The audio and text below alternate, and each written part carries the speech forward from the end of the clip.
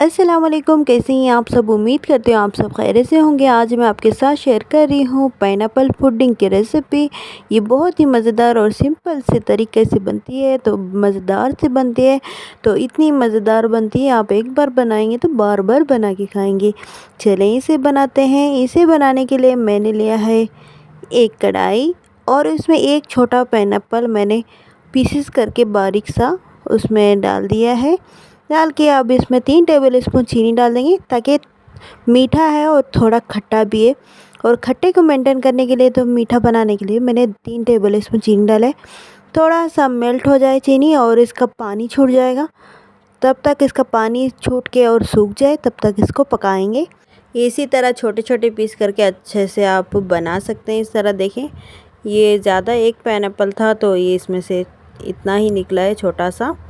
तो उसको अच्छे से देखें, ये अच्छे से हमारा पानी छूट के अच्छे से पक गया है। अब इसको साइड में रख लेंगे। अब उसके बाद हम एक पतीला चूल्हे पर रख देंगे। उसमें अब शामिल करेंगे 1 लीटर जितना दूध को शामिल करके इसको अच्छे से गर्म करेंगे। साथ में शामिल करेंगे चीनी को भी। चीनी आप टेस्ट के अकॉर्डिंग शामिल करें, शुगर। तो उसके बाद अच्छे से इसको मिक्स करें और थोड़ा देर पकने के बाद थोड़ा उबाल आने में अब इसमें शामिल करें कंडेंस मिल्क। ये मिल्क मेड भी कहते हैं।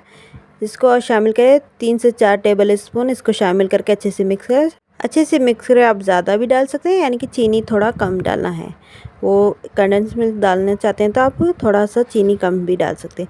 अब 3 टेबल स्पून हमने वेनिला कस्टर्ड पाउडर शामिल करेंगे। इसको थोड़ा सा 3 टेबल स्पून ले लिया, उसको पानी डाल के थोड़ा सा घोल लिया। अब उबलते हुए दूध में हम शामिल कर देंगे और अच्छे से मिक्स करके अच्छे से इसको पकाएंगे, ताकि अच्छे से पक जाए। 3 से 4 बार इसका उबाल आ जाए, अच्छे से पक जाए, थोड़ा सा ये गाढ़ा हो जाएगा।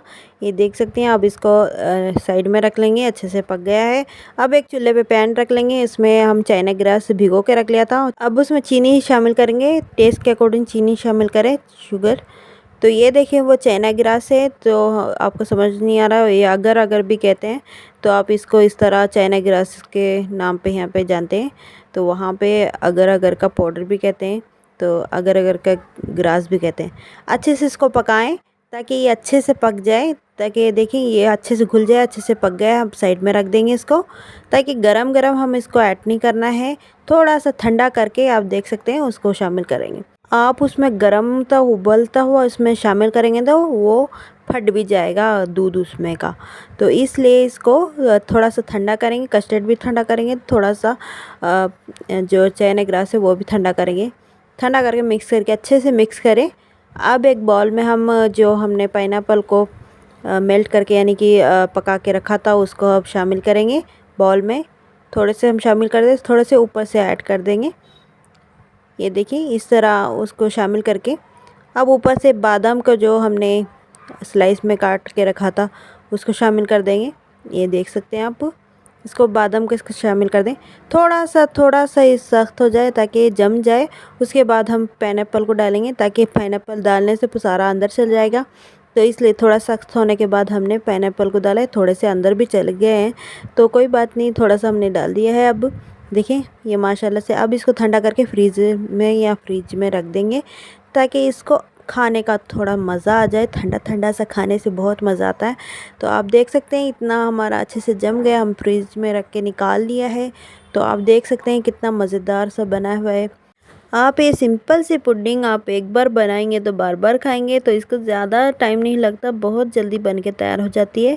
तो इसकी मेहनत भी नहीं है उतनी, तो बहुत ही मज़ेदार बनती है, आप देख सकते हैं। अब इसको सर्व करेंगे हम माशाल्लाह से। तो आप इसको बनाएंगे तो सिंपल सी रेसिपी जल्दी झटपट बन के तैयार हो जाती है और आपके मेहमान भी खुश हो जाते हैं।